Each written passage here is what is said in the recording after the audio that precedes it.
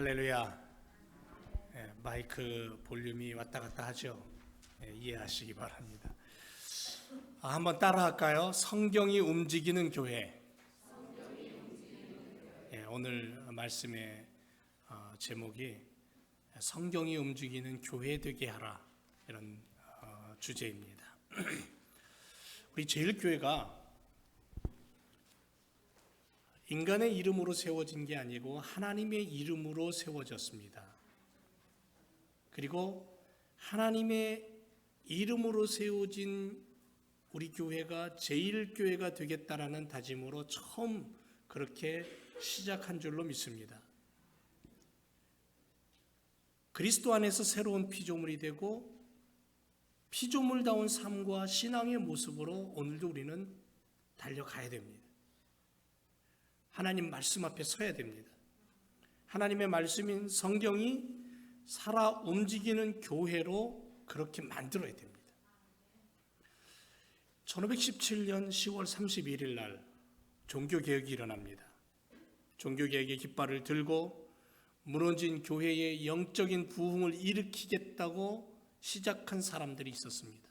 마틴 루터, 요한 칼빈, 그들을 비롯해서 웨슬레, 조나단 에드워드, 무디, 한국으로 넘어가서 길손주 목사님 같은 이런 분들이, 이런 목회자들이 영성을 키우고 그것을 배우고 그것을 가지고 교회에 무너진 터를 다시 세웠어요. 하나님의 이름을 다시 높여드리는 그러한 일을 했어요.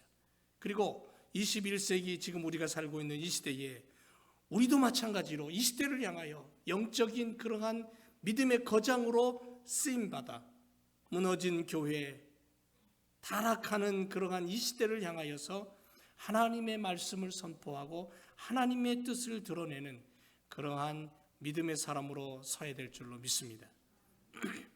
사도행전 20장 24절에 나의 달려갈 길과 주 예수께 받은 사명, 곧 하나님의 은혜의 복음 증거하는 일을 마치려 하면은 나의 생명을 조금 더 귀한 것으로 여기지 않겠다라고 고백했던 사도 바울, 오직 복음을 위해 달렸고 사명을 이루기 위해서 숨쉬었고 복음을 증거하다가 죽음을 맞이했던 이 사도 바울, 하나님의 일꾼처럼 우리도 오늘 하나님의 소망을 가슴에 품고 말씀을 앞세우고 교회를 세우고 가정을 세우는 그러한 우리들이 되어야 될 줄로 믿습니다.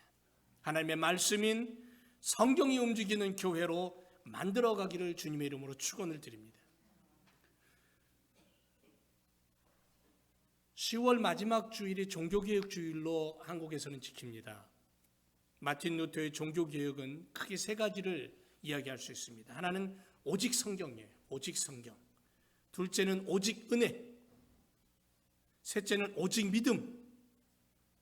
이것이 종교개혁의 기초가 되었어요.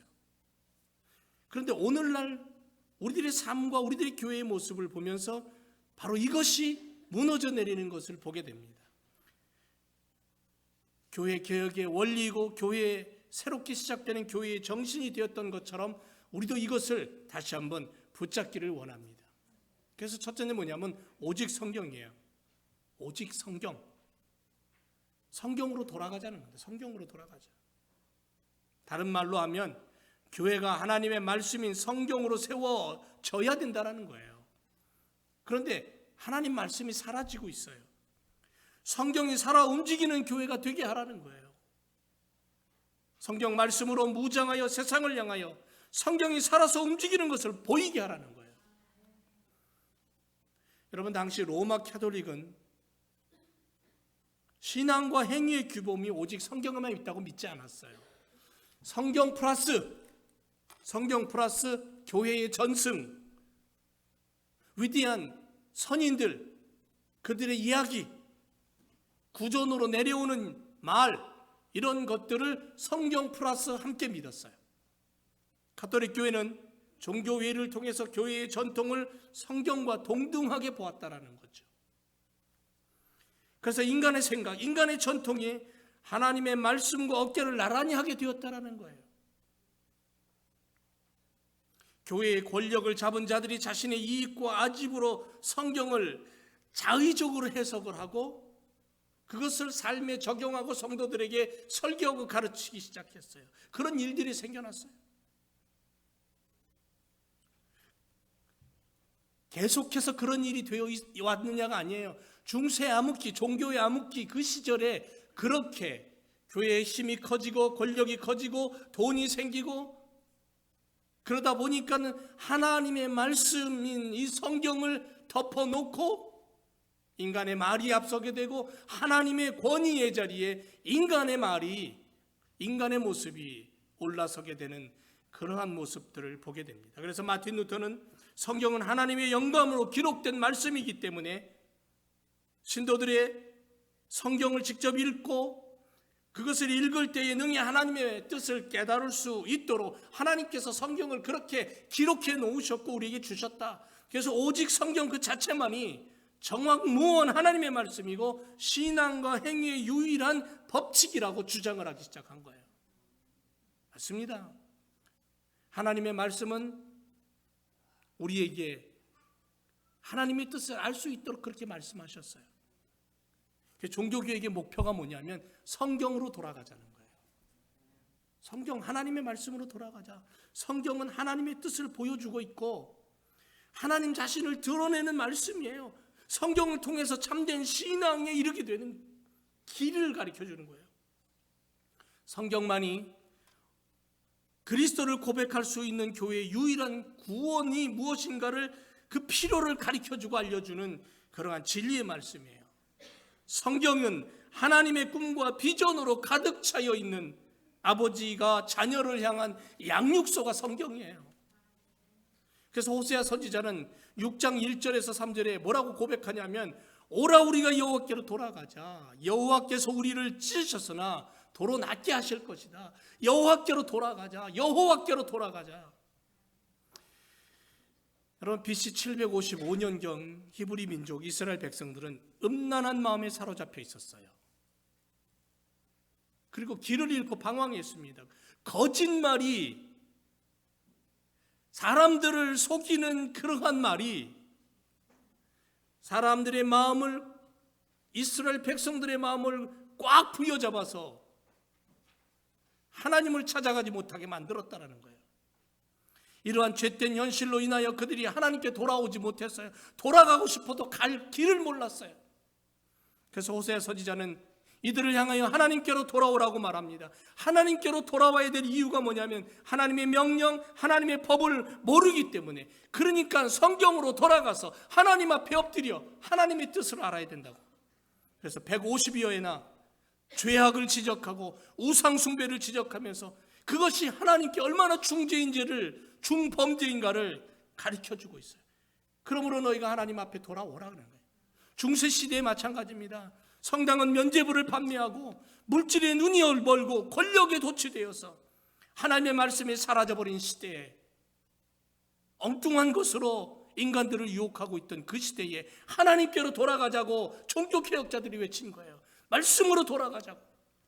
21세기 우리 시대를 바라보면서 호세아 선지자가 외치던 그 시대의 타락의 모습과 종교 암흑기에 캐톨릭의 타락의 모습을 보면서 마틴 루터가 종교개혁을 일으키고 95개 조항을 비텐베르그 성당에다가 붙이며 외치고 하나님 말씀으로 돌아가자고 했던 것처럼 오늘 우리 시대를 가만히 보면 우리 시대도 어쩌면 그렇게 비슷한 모습으로 타락의 길을 걷고 죄악의 길을 걷고 있는지 우상숭배가 난무한 이 시대를 바라보면서 21세기에 교회가 교회되지 못하는 이유, 성도가 성도되지 못하는 이유를 우리는 한 번쯤 우리 자신에게 질문하면서 세상 사람들의 손가락질을 받고 조롱거리가 되어버린 하나님의 교회를 바라보면서 어떻게 하면 하나님께로 돌아가서 교회가 교회될 수 있을까? 성도가 성도될 수 있을까? 그런 모습을 가지고 우리는 하나님 앞에 서야 될 줄로 믿습니다. 그래서 호세아는 여호와께로 돌아가자고 외치는 거예요.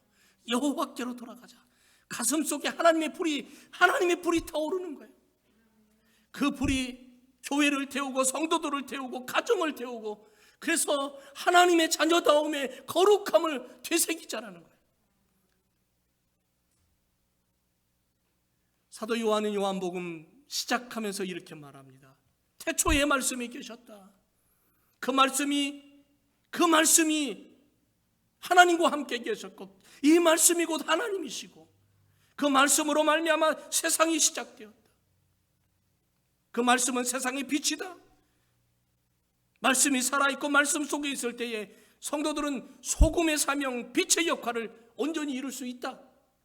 그 말씀이 누구냐? 예수님이다.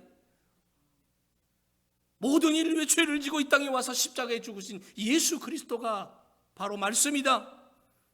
그러므로 말씀으로 돌아가라.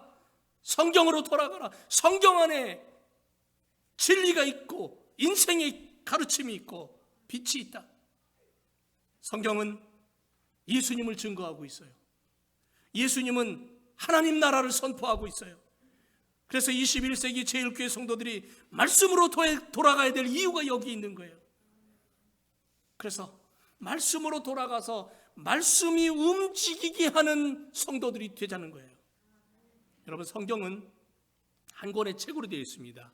이 한 권의 책에는 66권의 제목을 가진 성경이 집약되어 있습니다. 하나님 말씀이라고 그래요. 그런데 이 책이 어떻게 움직입니까? 움직일 수 있습니까?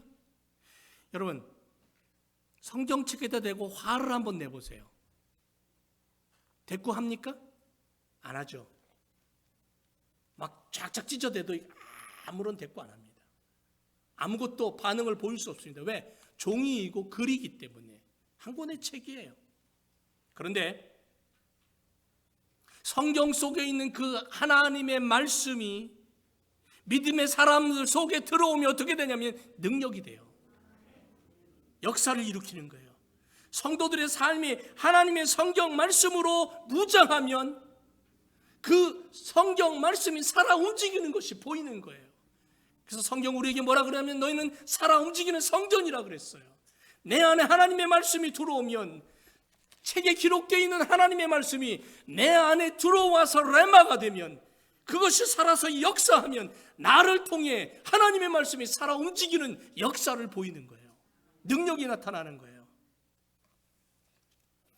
하나님의 말씀이 살아서 역사하면 어떻게 되냐면 세상을 정복합니다. 어둠이 쫓겨나갑니다. 죄악이 굴복합니다. 더러움이 두 손 들고 사라져버립니다. 기적이 일어납니다. 성경 속 하나님의 말씀이 현실로 튀어나와서 세상을 정복해라. 성도들의 삶이 성경 말씀의 삶이 될 때에 하나님의 말씀이 현실로 튀어나와서 현실로 그것이 보여져서 하나님이 어떤 분인가를 세상 사람들이 알게 될 것이다라는 거죠. 그래서 사랑하는 제일교회 성도 여러분, 하나님의 말씀인 성경의 능력을 의지하고 사시기 바랍니다. 성경이 움직이는 교회, 그렇게 우리 교회를 만들어야 됩니다. 제1교회를 통해 하나님의 말씀인 성경이 살아 움직이는 교회, 제1교회 성도들이 하나님의 말씀을 가지고 살아가면서 성경이 실천되는 교회.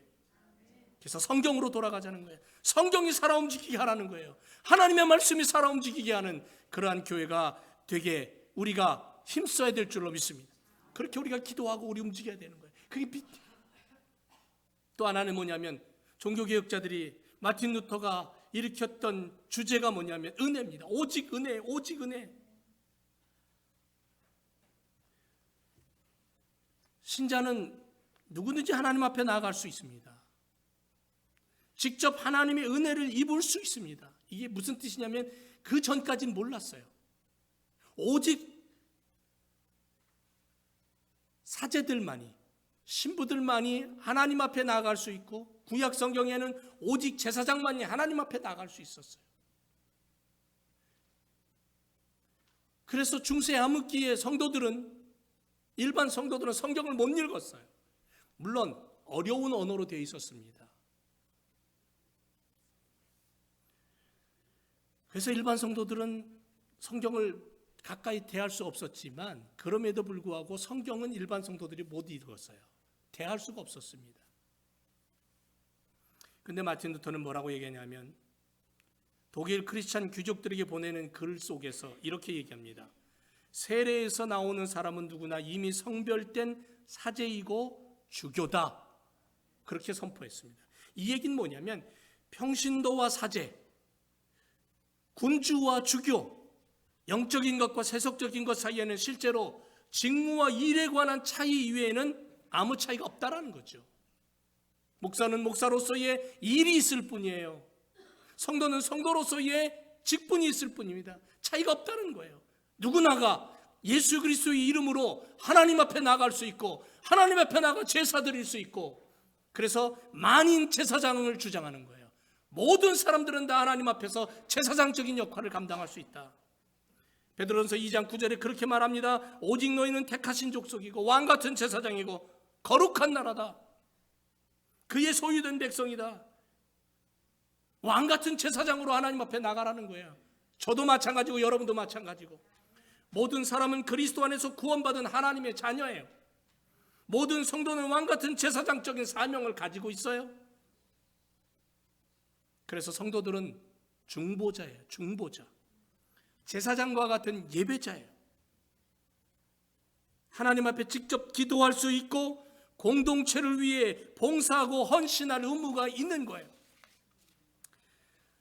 힘들고 아픔이 있는 이웃을 위해 그 아픔을 하나님께 들고 나와서 중보하는 제사장적인 의무를 행할 책임이 있다는 거죠. 성도들에게.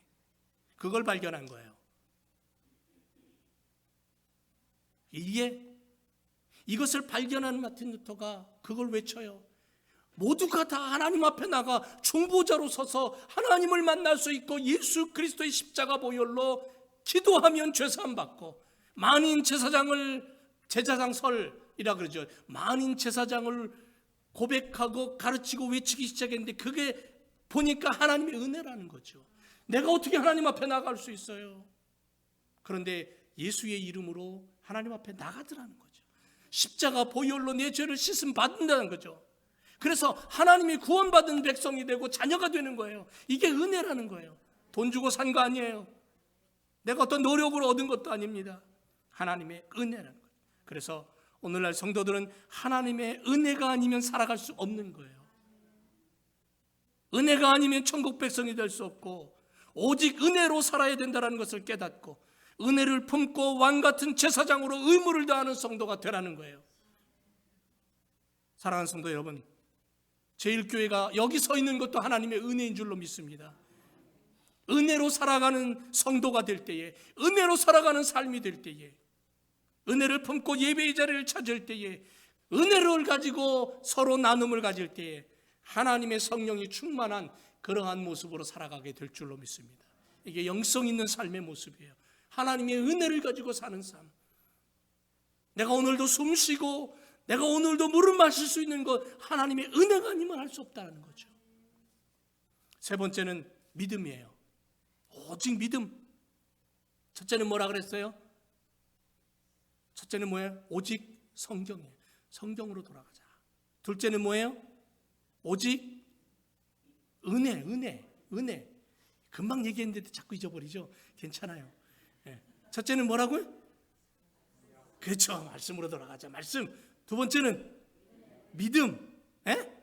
은혜. 그 세 번째 뭐예요? 믿음이에요. 믿음.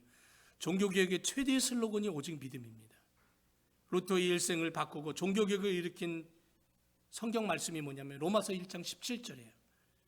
복음에는 하나님의 의가 나타나서 믿음으로 믿음에 이르게 하나니 기록된 바 오직 의는 믿음으로 말미암아 산다. 믿음이에요. 이걸 깨닫고 이 말씀을 읽을 때 그걸 깨닫고 이 진리의 말씀을 가지고 종교개혁을 일으키고 용기를 내어서 하나님의 말씀을 외쳤어요. 그런데 여러분, 무엇이 믿음입니까? 어떤 게 믿음이에요? 믿음을 어떻게 설명하고 어떻게 보여줄 수 있을까요? 여러분, 나는 믿음의 사람인가? 내 안에 한번 질문해 보세요. 나는 정말 믿음이 있는가? 1859년 아주 오래된 얘기죠. 6월 31일 외줄 타기로 나이아가라 폭포를 건너간 최초의 사람이 있었습니다. 맹렬한 물살 위 49m 야가 49m 높이에다 줄을 걸었어요. 그리고 그 줄의 길이는 335m예요. 길이가. 미국 이쪽의 폭포에서 저쪽 캐나다 폭포까지. 그 폭포 위에는 물보라가 치면서 줄은 물이 젖어갖고 미끄러울 겁니다. 바람이 불 겁니다. 세찬 바람이. 근데 그 줄 위를 걸어가기 위해서 수많은 사람이 모였는데 당시에 2만 5천 명이 모였습니다. 그 광경을 보려고. 그 사람의 이름이 뭐냐면 찰스 브론딘입니다. 외줄타기 고개사예요. 이 무모한 도전을 시작한 사람입니다. 안전장비 하나도 없습니다. 그리고는 외줄을 탑니다. 약간만 삐끗해도 폭포 밑으로 떨어져 죽습니다. 그는 미국 쪽에 시작해서 캐나다 쪽으로 건너갑니다. 사람들이 숨을 죽이고 그리고 캐나다 쪽에 안전하게 도착했을 때에 엄청난 함성이 일어납니다. 미국 쪽하고 캐나다 쪽에 모인 사람들이. 다음 날도 그 다음 날도 브론디는 여러 차례 폭포를 건넙니다. 한 번은 자기 매니저를 어깨에다가 둘러매고 건너요. 한 번은 160kg이나 나가는 시멘트를 실은 수레를 끌고선 건넙니다. 사람들 앞에서 손을 들면 그 많은 군중들이 환호를 합니다. 한번 상상해 보세요. 막 환호합니다. 그런데 어느 날은 군중 속에서 가장 열렬하게 환호하는 한 남자를 발견합니다. 그리고는 그 사람에게 이렇게 물었습니다. 제가 당신을 이 수레에 태우고 안전하게 건너갈 거라고 당신은 생각하십니까? 그랬더니 그래요. 그럼 당신은 할 수 있습니다. 브론디는 그를 향해서 이렇게 말합니다. 그러면 이 수레에 당신 지금 타시겠습니까? 그때 그 사람은 어떻게 했을까요? 탔을까요? 말을까요? 안 탔어요. 숨었어요. 당신은 할 수 있습니다. 수없이 건너다니는 것을 매일매일 봐왔어요. 그리고는 환호했어요. 열광했어요. 당신은 건너갈 수 있습니다. 당신은 할 수 있습니다. 그런데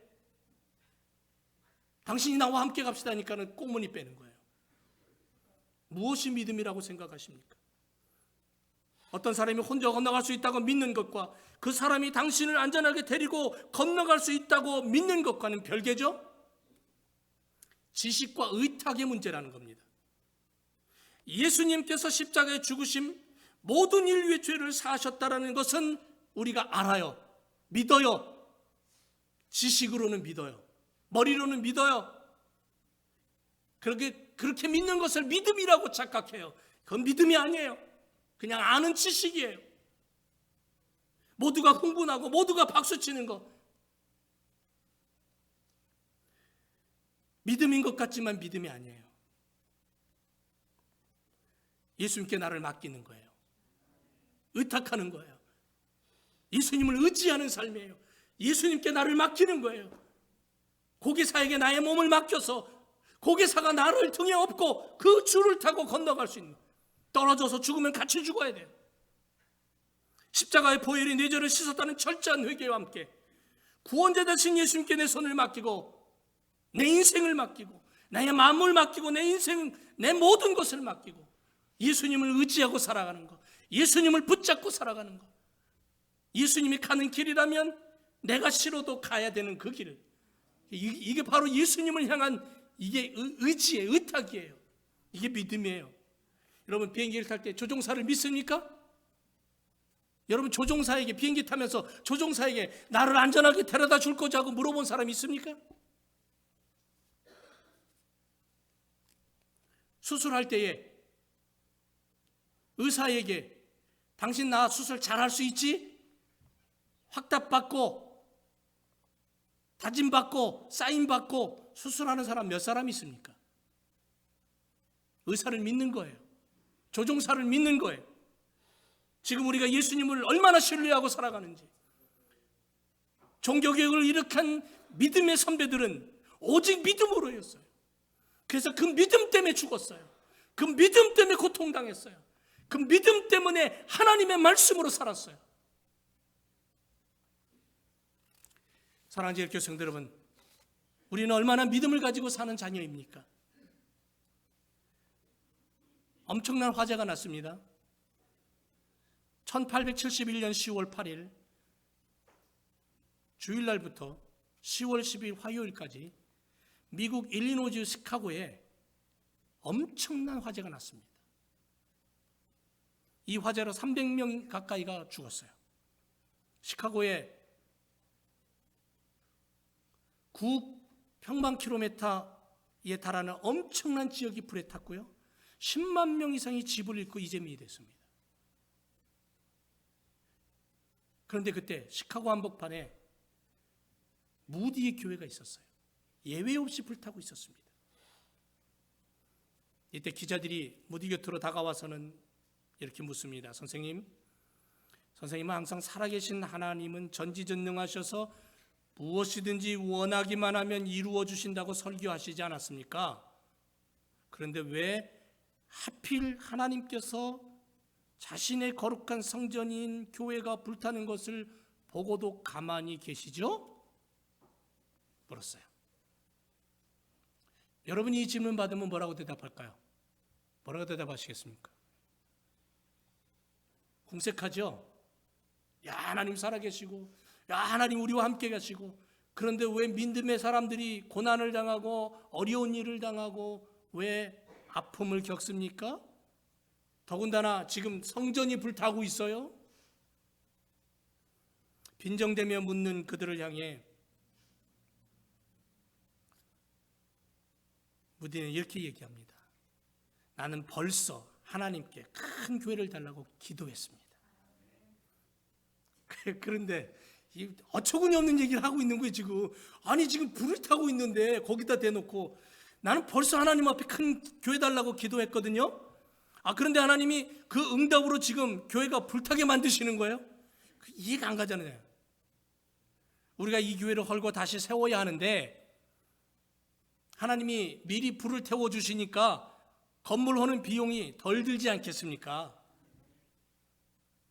황당한 얘기를 하는 거예요. 기가 막힌 얘기를 하는 거야.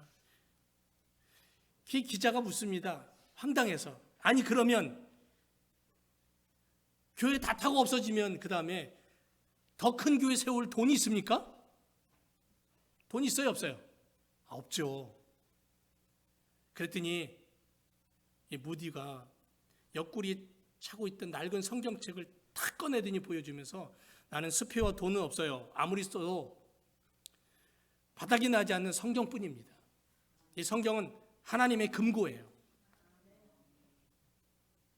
그래서 여러분 얼마 가지 않아서 불에 탄 이 교회 자리에 더 크고 훌륭한 교회를 여러분 보게 될 겁니다. 장담을 했어요. 그런데 놀랍게도 그 이후로 영국에서 무디의 부흥회가 엄청난 능력을 발휘했어요. 기적이 일어나고 부흥회 교회마다 교회가 차고 넘쳐서 수많은 사람들이 옹집하고 회개하고 영적인 운동이 막 일어나는 거예요. 그리고는 은혜 받은 성도들이 드린 헌금으로 시카고의 교회가 더 크고 아름답게 지어진 거예요. 이게 믿음이에요. 보이지 않지만 보는 거예요. 내게 지금 없지만 하나님 앞에 기도하면 하나님 주신다라는 확신을 갖는 거예요. 이게 믿음이에요. 하나님을 전적으로 신뢰하고 구원자 되신 예수님을 따라가는 것. 오직 의인은 믿음으로 살아야 승리한다. 믿음의 사람은 철저하게 하나님의 사랑을 신뢰해요. 하나님 나를 사랑하시기 때문에 내 기도를 들으신다라는 그 분명한 믿음이에요. 사랑이에요. 그 어떤 것도 우리를 하나님의 사랑에서 끊을 수 없다. 이 확신을 갖고 사는 거예요. 그게 믿음이에요. 더러움이 씻긴 거룩한 백성으로 살아가고 의인으로 살아가고, 그래서 믿음의 사람은 늘 성령 하나님과 동행하며 하나님 하고 부르면 하나님이 바로 내가 여기 있어 뭐 해줄까? 어떻게 해줄까? 뭘 원하니? 하나님이 즉각적으로 응답하시는 사람, 믿음의 사람. 그래서 믿음의 사람은 축복을 누리는 사람, 믿음의 사람은 하나님의 능력과 영광을 보여주는 사람. 이게 믿음이에요. 여러분, 나의 믿음이 혹시나 잘못됐다면 바꿉시다. 태초에 말씀이 계셨습니다.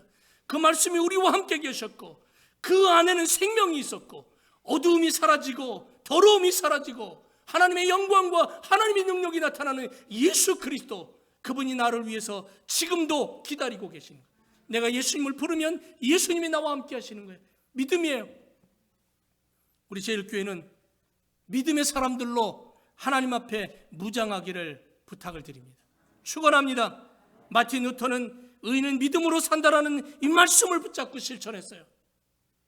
그래서 그는 찬송가 384장을 작사 작곡해요. 내 주는 강한 성이요 방패와 병기 되시니 큰 환난 내서 우리를 구하여 내시리로다. 그 찬송을 작곡하고 작사하면서 주님을 의지하고 주님을 신뢰하고 믿음의 사람으로 살고 교회가 무너지는 것을 안타까워하며 새로이 교회를 세웠던 사람. 21세기 우리도 다르지 않습니다. 우리도 교회를 바로 세우고 반석위의 교회를 세우고 가정을 세우는 믿음의 사람이 되어야 될 줄로 믿습니다. 하나님의 말씀인 성경으로 돌아가고 하나님이 주신 큰 능력과 권능을 가지고 은혜 안에 살아가고 오직 믿음으로. 그래서 하나님이 다윗을 보고 내 마음에 합한 자라고 말씀하신 것처럼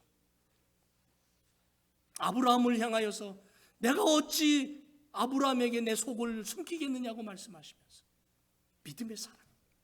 오늘 우리가 21세기에 이런 믿음의 사람으로 살아서 교회를 든든히 세우고 가정을 세우고 자녀들이 복을 누리고 하나님의 존귀와 영광이 드러나는 그러한 성경이 살아 움직이게 하는 그러한 성도들, 교회 돼야 될 줄로 믿습니다. 기도하겠습니다. 오직 하나님 은혜로 살게 해 주옵소서. 하나님의 말씀으로 무장하게 해 주옵소서. 믿음의 사람이 되기를 원합니다. 믿음으로 우리를 붙잡아 주옵소서. 믿음이 승리합니다. 믿음으로 그리스도의 이름을 높이게 하여 주옵소서. 그래서 우리 제일교회가 하나님의 말씀인 성경이 움직이는 것을 보여주는 교회와 성도들, 자녀들 되게 해 주옵소서. 예수 그리스도의 이름으로 기도드립니다. 아멘. 241장 찬송 드리면서 주님 앞에 예물 드립니다.